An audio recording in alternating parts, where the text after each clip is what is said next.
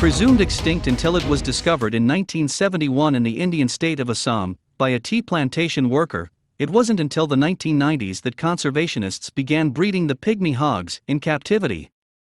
Pygmy hogs play the role of tearing up grasses to make small thatched nests over depressions in the ground, and the trails and corridors they make among the grass stalks help create space for light and for other plant species to grow, not to mention useful ready-made highways for other animals.